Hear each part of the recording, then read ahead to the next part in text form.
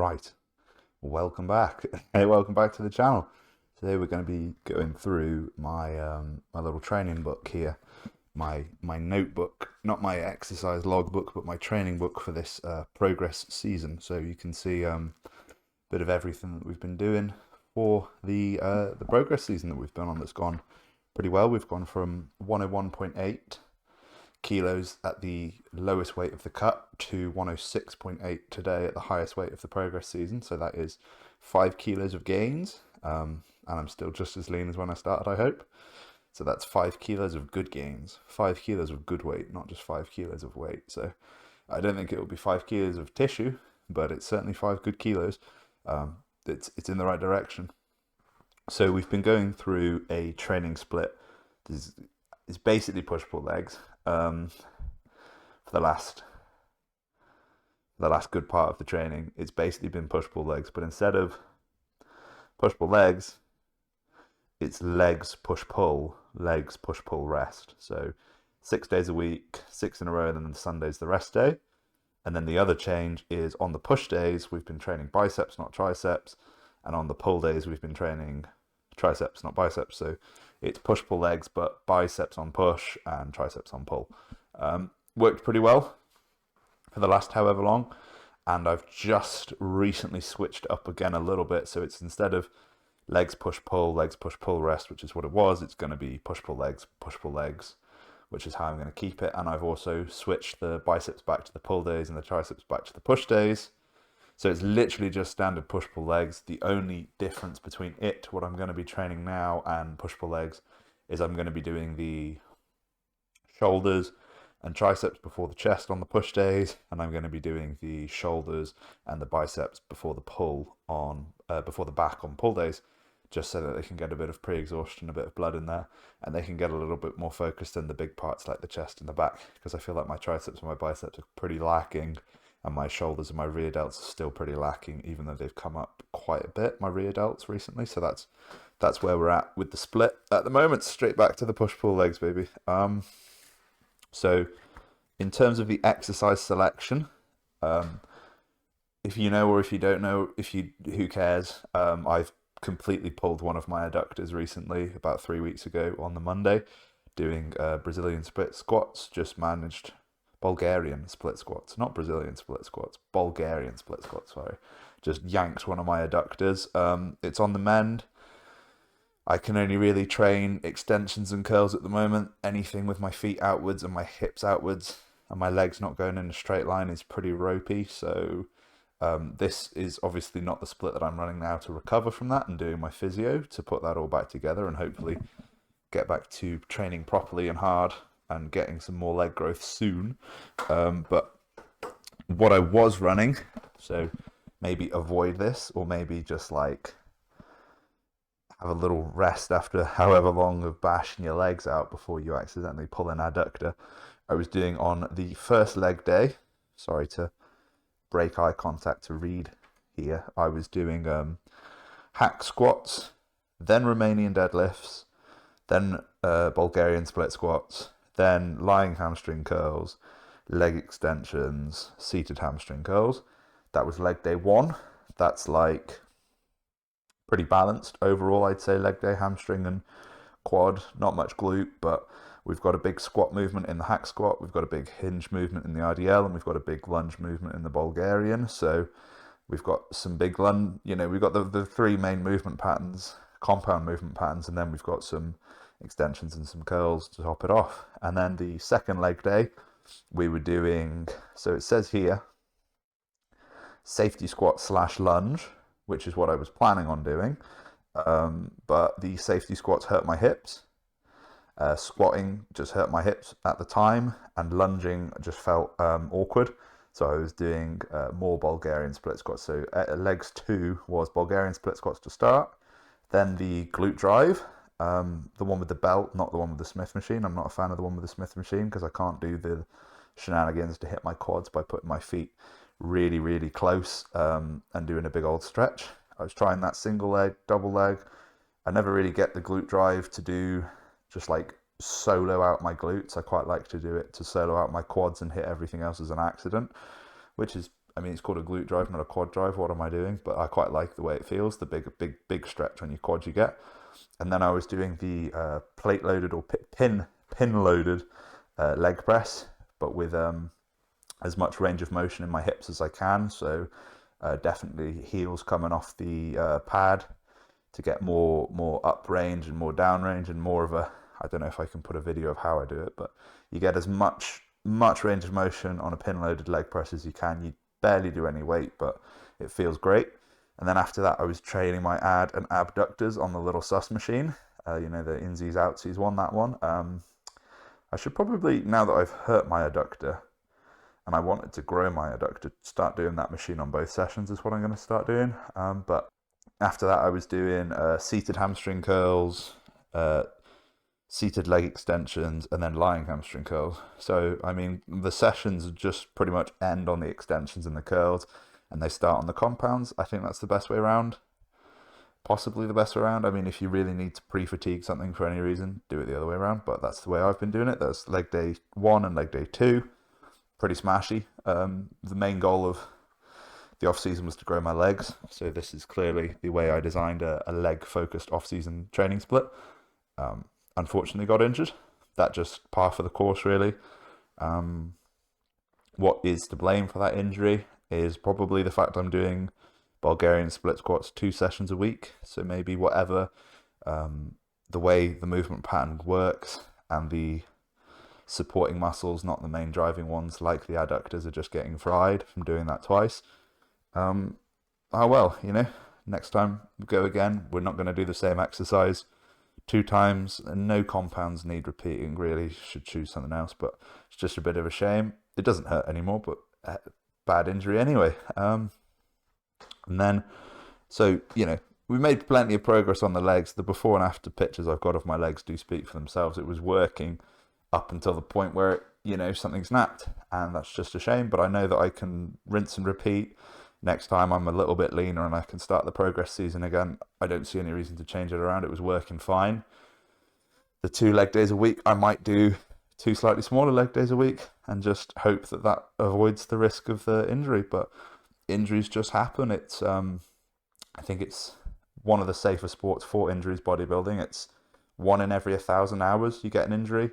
I mean, I don't know if I've well exceeded that rate already with the amount of pec injuries I've had and the pulling of my lower back, and the pulling of my rear delt, you know, and the pulling of my bicep. Jesus Christ, we've done quite a few different injuries, but not for a while. I think we had a pretty long run injury free, just training in a different kind of way, and I didn't see that injury coming on the adductor, to be fair. It just happened. But moving on, we've got the push sessions, push 1 and push 2, because obviously we're doing legs push pull, legs push pull rest. So we have 2 push days. So the first push day, this is definitely my least favorite of the push days. I kept looking at it and trying to find a way to, no, this is my favorite one. The other one's my least favorite. This the push day 1 is my favorite one, and that was incline dumbbell press.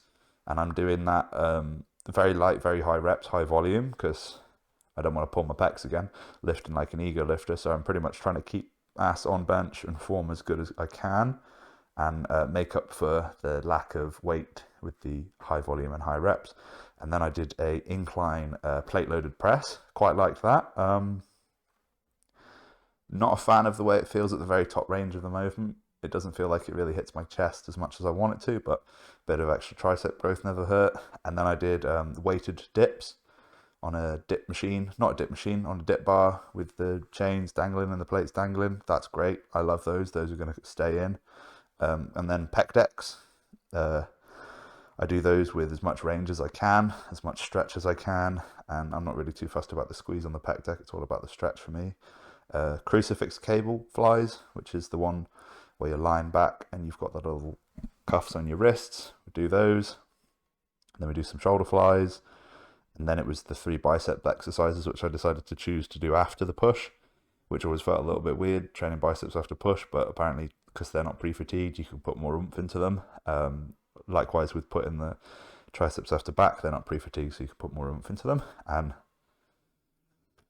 looking at the logbook, I don't really see that my bicep strength or tricep strength exploded. So maybe whatever led me to believe that is not accurate, but I was doing Bayesian cable curls, I was doing supinated dumbbell curls, and I was doing a machine preacher curl. And I don't like I don't like most of those. I just don't. I just like bicep training. I think in the future going forward, I'm just going to do bicep exercises that I like, regardless of if they're optimal. I'm just going to ego lift my biceps and hope they grow.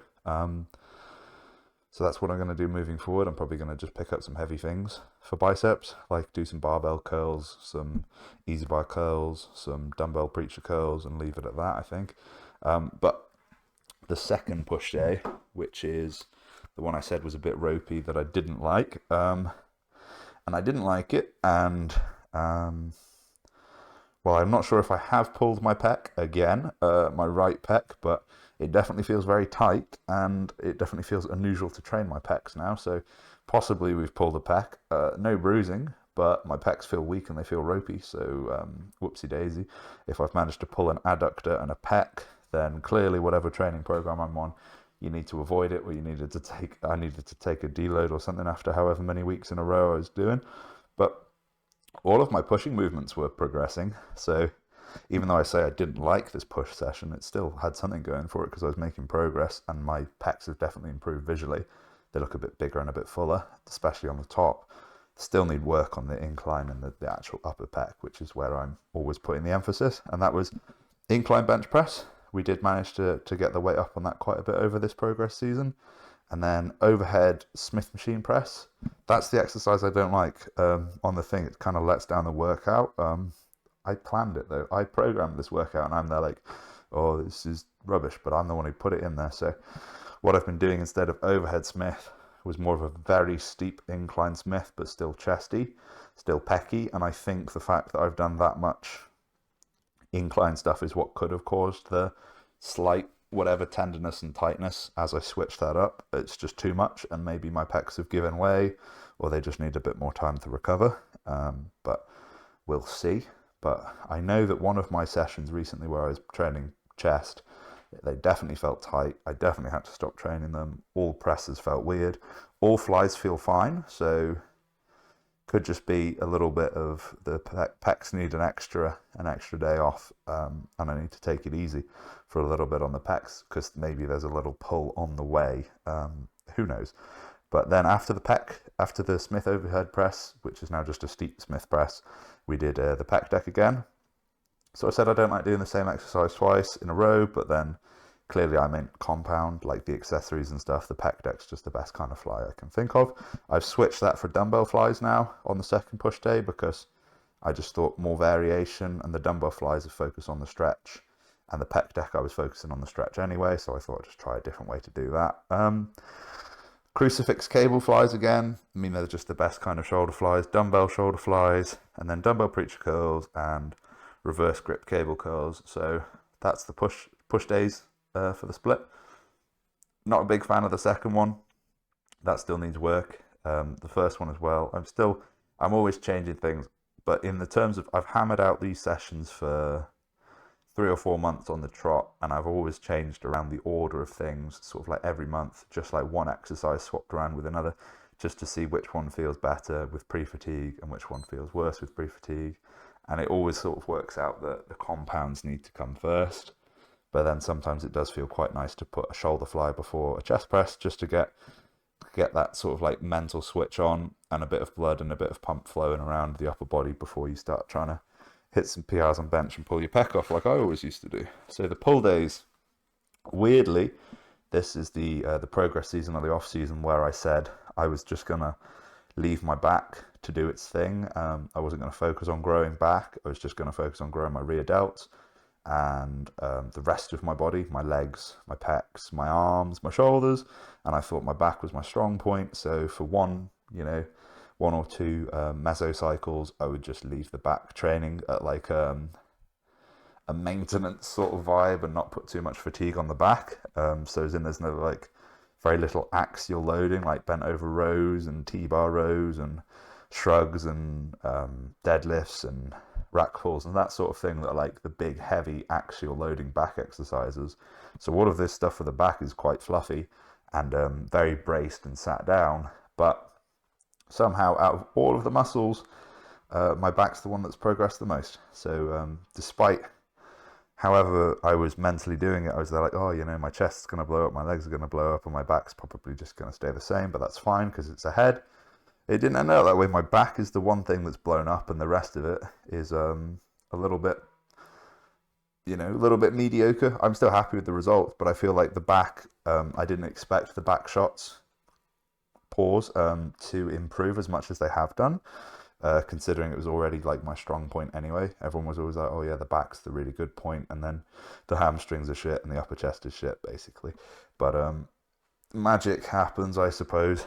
I'm not really sure. I've been doing on the first pull day, the first back day, where I do the back stuff and then the tricep stuff at the end, seated single arm rear delt flies.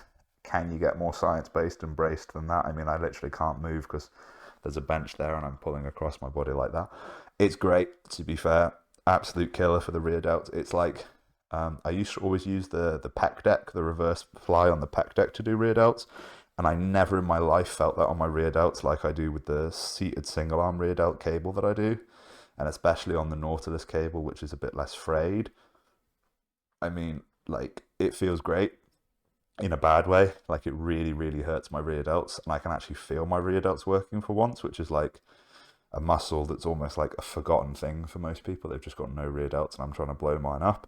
Hopefully I have, hopefully I will, but I love those. And then I do, on this pull day here, it says I do the cable row swoop sin is how I've written it. What the hell does that mean? It's a chest supported single arm cable row for the lats. Maybe I'll show a video of how I set that up. But my hand starts up there, my hand ends down there, and I'm yanking a cable with the stack on it, and it feels great for my lats. I mean, can you ask for any more than that? It's the exact movement arm that the lat follows. It's literally pulling the full range of the lat. It's great. I love those. Favorite exercise, probably in the gym. I can really put some effort into those, and I love doing those. And then I do the close lat pull down, close grip lat pull down, and after the close grip lat pull down, we do the orange pin loaded chest supported row with the sort of like the high motorbike arm thing for the upper back, a little bit of the upper back, and then I do some pullovers with the easy bar. I love pullovers for back. I recently just started yanking way more weight on the pullovers than before. I was doing it with really slow form, and now I've decided to slop the form up a bit and lift a bit more weight, and I've enjoyed doing that. So I'm going to carry on doing that because it feels great, and I get a little bit of abs activation there as well with how heavy it is and how much swinging I'm doing. And then we do single tricep cables for the triceps, do the easy push down cables for the triceps, and I do the rope cable behind the head for the triceps. I know I'm skipping over the biceps and the tricep stuff, but I mean, the back is what's improved, the chest is what's improving, the legs is what I've hurt, but they're improving, and the biceps and triceps aren't really the focus of this split. So I'm just listing out the exercises, and I think the biceps and tricep stuff, these are not the exercises I love anyway, so I'm going to be looking at putting in for biceps, some heavy barbell curls, some heavy easy bar curls, some heavy dumbbell preacher curls, some heavy easy bar preacher curls, and just load up on those movements and actually like really treat the biceps and the triceps like compound exercises that need loading up, same as you would with your pecs or your legs or your back. And then for the triceps, obviously JM press with a barbell, skull crushers, behind the head dumbbell press, anything like that where I can just load up the weight and get sort of that same kind of vibe that you would with a deadlift or a squat or a bench, but like the squat for your arms or the bench for your arms equivalent. So that's what I'm going to be looking at doing in the future. And then the second pull day, we did more of that seated rear delt single arm shenanigans because it works and it feels good on the cables. It feels better than the dumbbells and all the other exercises that do it. And standing up doing the both arm cable cross thing just feels awful, in my opinion, because you've got the two cables that are like scissoring around like that, and they always get in each other's way. And it's like, now I've got to pull one lower and one higher so that they don't fray into each other, touch into each other. I did it once where I was doing that X cable cross thing, and the calipers the carabinas managed to kiss and actually lock together, and I was like, oh my god, it won't move, but it's because I literally locked the two handles together, and then I was stuck there. It was quite funny, but it just sucks. All of those crossover things where the cables are like, you have to pull one lower so the cables don't fray, and then you have to switch arms so one's above. It's just a bit. I'd rather do it isolated, one arm at a time, please. Thank you. And then I do more of that cable row lat swoop shenanigans. Clearly, when I was running this split, I've slightly switched it up now. I loved that exercise, so I put it in twice. So now you got to do it twice. I said, oh, I don't want to do the same compound twice, but that's technically a lat isolation exercise because it's a big old swoop, isn't it? So it's an isolation. And then I did the cable, the same machine, but instead of the handle being up here and doing a swoop, the cable's there and I'm doing a scoop for the mid-back instead of the lats. Great exercise, still pretty latty if you ask me. And then it is underhand lat pull downs, so that's more rear delts, that's more back, lovely. Rope pull over instead of easy bar pull over, and I've been yanging that around with quite a lot of weight. Then a rope push down, an easy bar behind the head, tricep press, and an easy bar push down. So clearly the tricep stuff here is an afterthought, is what I'm looking at from what I've been running, and I don't know if my triceps have blown up, so that's a real shame that I sort of neglected my triceps in the split. But the back improved, so that's all I care about. Substantially, actually, I think the back really improved quite a bit. As I was saying, the back is the area that improved the most. Quick video interruption as I changed the background. So, yeah. As I was saying, the back is the area that's improved the most at the moment. So, despite it being the least alpha of the muscles I trained in terms of the fact it was all quite braced and quite held onto the benches and the pads and a lot of sitting and single arm and cable, like really quite a lot of cable compared to what I've done in the past. It still made progress. So interesting. I don't know if I'm going to take that approach and run with it again, but whenever I look at updating the split, but at the moment I'm going to just keep it the way it is because it worked. So, you know, if it ain't broke, don't fix it. So for the back days, if I'm still making progress with back with less axial loading, that's technically a win-win, isn't it? Because I'm making gains on the back and I'm saving those axial loading points for other muscle groups, i.e. chest, arms and legs, and shoulders. Like, when are you ever really spending axial loading on training your arms? Like, I usually do arms, like triceps and biceps and shoulders are usually the ones which are sat down and really heavily braced, but now all of a sudden it's like, well, I'm really heavily braced on all my back movements. You know, I'm not deadlifting or rowing or all of those stuff that kind of pre-fatigue that system. So maybe there's a world in which now, when I've said, oh, you know, I'm going to start doing the bench press of arms or the squat of arms or the deadlift of arms, or find what those exercises are, that might now work because I've got those extra points I can spend on axial loading. You know, doing heavy lifts for those smaller muscles. You know, maybe I could look at investing in doing some like heavy French press or some heavy skull crushers or some like heavy sort of like standing shoulder press with an emphasis on triceps, which might not be like, that might sound a bit weird, doing a triceps exercise that's a shoulder exercise that's a standing exercise that's axially loading, but like if I can progressively overload that and run that the same as like a bench press or a squat or a deadlift, huge W. And then like a barbell bicep ego curl in the squat rack, like that's pretty axially loading, but if I can just run that instead of these back exercises and still make progress on my back, I'm going to do it 100% of the way.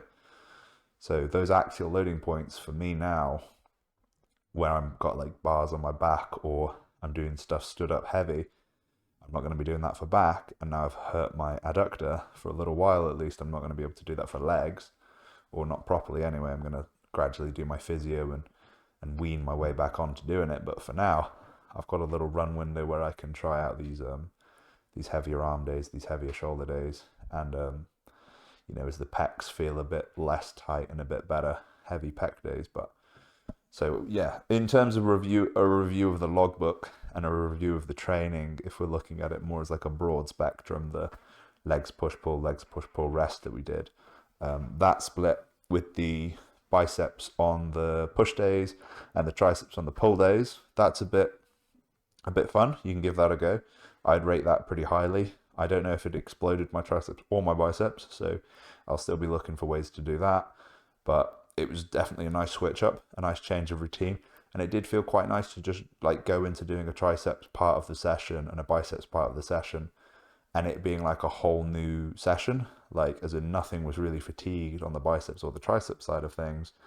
So there was a couple times where instead of doing one session in a day, I did two, because I'd do the back day and then I'd be there like, look at this, I'm going home, and then came in later and did some triceps just on their own. And I quite liked that, the 2 sessions a day that I did when I did that. And then I did a chest day with the chest and the shoulders, and I was like, oh, would you look at the time? I'm going home, and boom, did the biceps later on the same day. Felt all right, no biggie, but I like that. So the biceps on push and triceps on pull, it's not bad, it's not good. It could just be something different to try out for you, and you might like it, you might not, but it's certainly not magic. But it was prescribed to me as an idea of like, oh, push pull legs sucks because you never get your arms done, and the only way to get your arms done on push pull legs is to do the biceps with the push and the triceps with the pull, but not that much magic to it. And then the other switch I've done of putting the legs first, doing legs push pull rest, was actually based on the carb cycling, not on some like magic of, oh, I'll train the legs after the rest day so they've got more energy, even though that does help. The muscle that you train immediately after the rest day is going to have more energy, and then the further and more sessions you do in a row, those sessions are going to trail off in intensity and like the amount you can put into them. So that first leg day, which was basically coming after a rest day, was a high carb day to then put all the carbs throughout the week, as in it would go on my rest days, protein sparing, modified fast. So I'm just eating protein and fat, very low calories on the rest days. That's the way I do it, because that way I basically look at it as like, if I were to have 7 lots of the same carbs, as in the same amount of carbs every day of the week, and then I just take one day's worth of carbs, being the Sunday rest day, and then chuck those carbs on the leg days instead, and have no carbs on the Sunday. So have like half of a day's worth of carbs from the Sunday on the one leg day and the other half on the other leg day. And that's how I make a carb cycle happen. You could split that a little bit differently if you so choose, but for me, just get like the amount of carbs you need, calculate that for one day, and then say, oh, I'm going to do 400 every day, and then just say, oh, well, I'm going to do 0 on Sunday, so I'll put 200 on the Monday and 200 on the Thursday leg days, for example. And now I've got 600 Monday, 400 Tuesday, 400 Wednesday, 600 Thursday, 400 Friday, 400 Saturday, none on Sunday.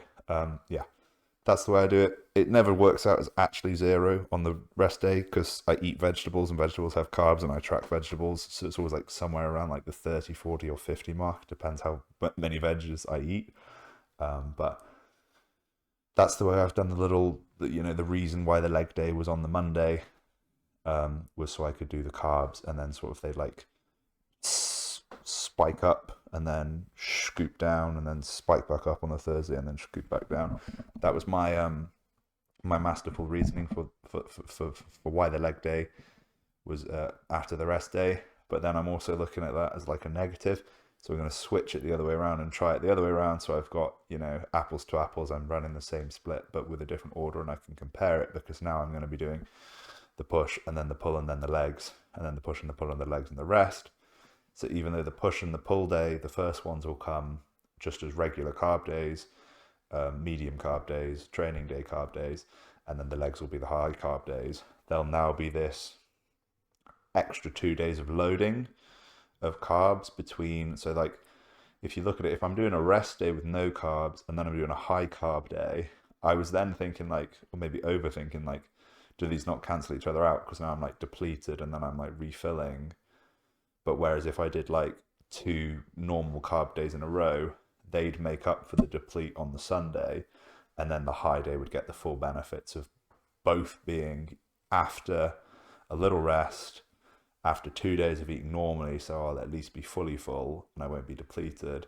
And then I get all of that extra stuff that can carry over. And then on those second wave of push and pull days, I'll be carrying those extra carbs from the high day, same as I was from the first high day in the example where you go legs, push, pull. But in push, pull, legs, then the second push and the second pull have these high carbs. And then the high carb day on leg 2, as in the one which would go legs and then rest, like the carbs might make that fasted carb day, protein sparing modified fast day a bit more bearable, because I'll have like a fullness to empty, but it could be a bit of a waste to have all those carbs behind a day that I'm then not training. So I might look at having it so that middle Wednesday leg day where I go push pull legs, that is the really really high carb day, and put like all of the carbs there, and then only have one high day, and then go push pull legs the second. I like all just mid days. So instead of doing like the Sundays carbs being split between both leg days, I'll just put a whole day's worth of carbs on that one leg day and have this bigger spike that then goes throughout the whole week instead of two little spikes. I'll try that. I'll try both. If it becomes like an issue where it's like too much food to digest in one day, too many carbs to digest in one day, and I get issues with that sort of side of it, then I'll stick to the 2 high days. And if it becomes like I could do, I'll look at doing any which way I can where I don't have this issue of like too much food. And I also don't like doing or at least I don't like the idea of doing high carb days to the point where it's like you've got to like force feed down like sugar and like unhealthy in quotation mark forms of carbs, but it would basically just be like low fat, no fat forms of carbs, because the high carb days, as far as I go now, are all no fats or low fats on the high carb days, and then low fats on the training days, and then mid to high fats on the rest day. So yeah, that's how it's gone. And I mean, we're talking about the training split, but the training split is intertwined with the carb cycling. That's sort of how I booked it. I was there like, well, I'm focusing on my legs, so I'll put all my carbs on my leg days, and I'm still going to keep that because I still think my legs need to be my high carb days. And then in the future, if I ever look at making it so it's like this, like as in if I do a future mesocycle where it's all about the back, I might look at putting a high day on a back day and a high day on a leg day, or both high days on back days. And it like, I could easily see how you could manipulate the mesocycle you're on with the high days that you do to put the high days on the muscles you want to grow kind of vibe. So if you're training your chest and it's like, this needs to be the off season for the chest, then the high days are on the chest, even though like you'd think, oh, the legs are the most fatiguing, so the high days should just obviously be on legs. Yeah, maybe, but if you're trying to grow your chest and your shoulders and your arms, why not have your high days on your push days and just go ham, go hard, why not do it that way? Why not, So in terms of the legs push pull and the push pull legs and the biceps on the push and the triceps on the pull, I think it worked really well. It's not like in crazy new, innovative, trendy, cool, up with the kids of the forboid and the upper lower rest and sort of like the modern day training splits, but it's what I've done. I've enjoyed it. I'm going to keep going with it. I'm going to try a couple different ways around of it, just the push pull legs with the different high carb days, and slightly more emphasis on the arms and the shoulders now.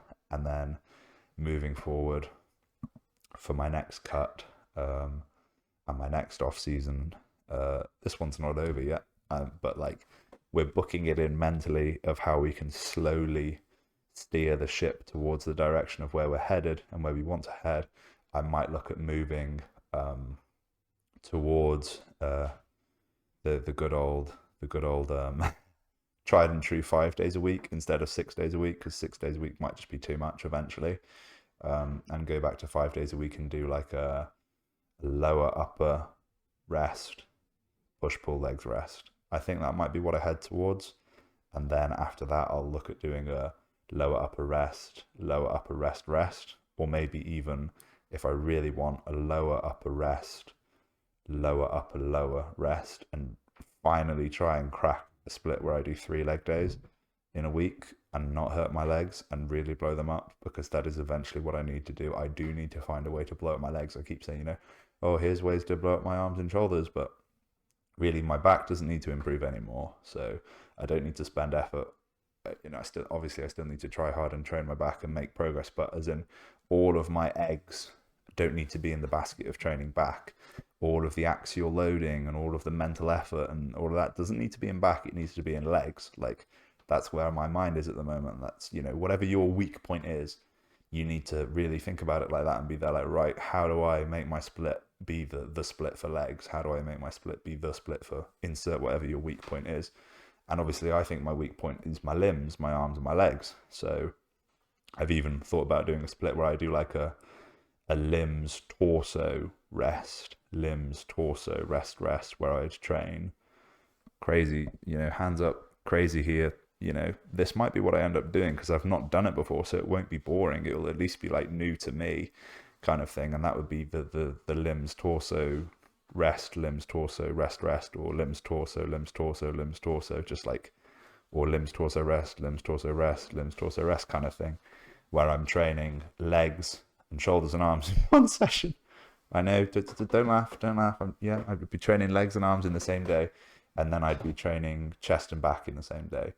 And like everyone's like, oh, I'm so glad I've never trained chest and back in the same day. It feels great. Chest and back, or upper as it's called, is a great day.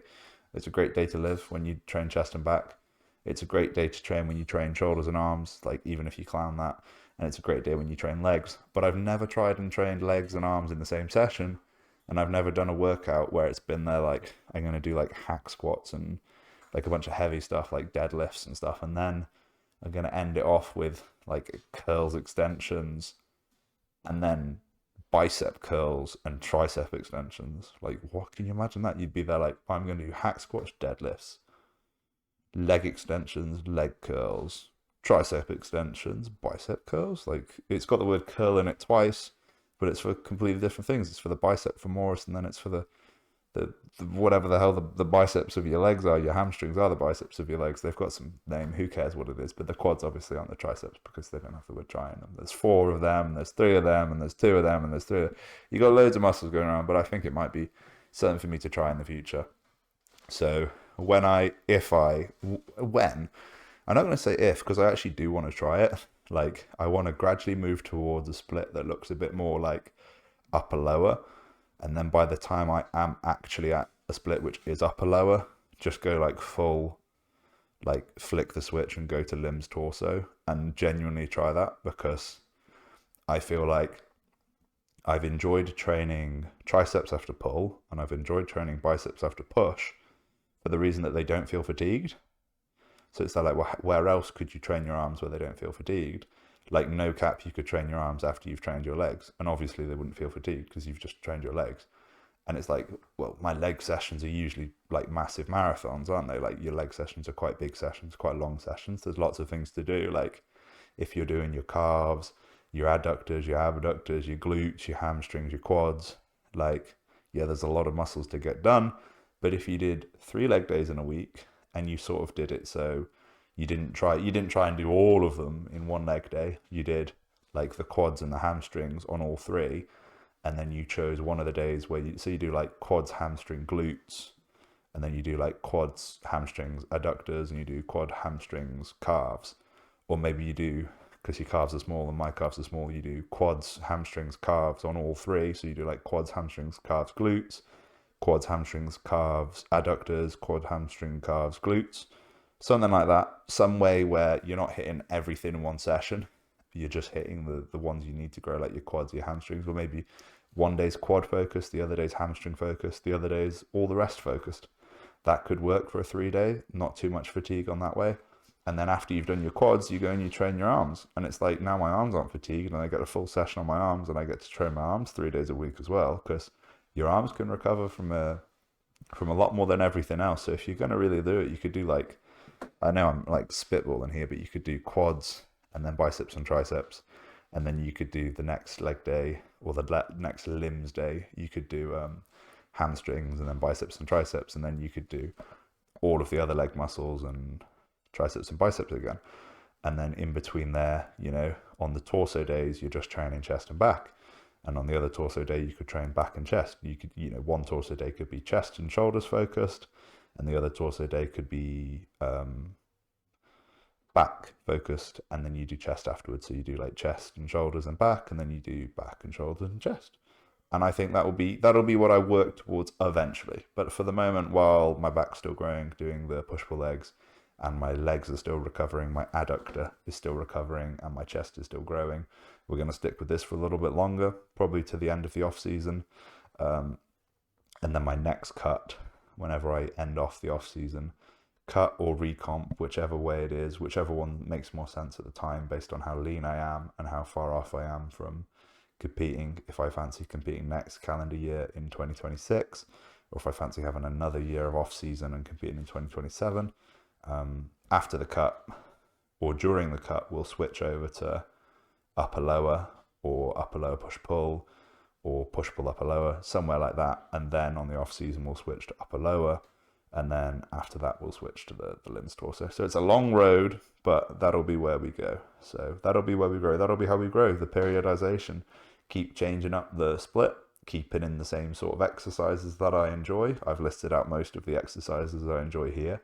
As and when I change or add new exercises, I'll update you. I'll maybe start providing some footage of me doing these exercises so you can actually see like what I mean by a single lat sweep cable supported lat row or some shit like that, where I put it in my book and it's like a billion words long, but you'll see what I mean, and then you can put it into practice yourself and you can copy along and follow along. So that's where we're going to leave it. So thank you guys for watching, and I'll see you in the next one. Are you sure you want to stop recording? Yes, that's why I pressed it. Yes, actually, don't give me stick, OBS. Yes, I pressed stop recording, so yeah.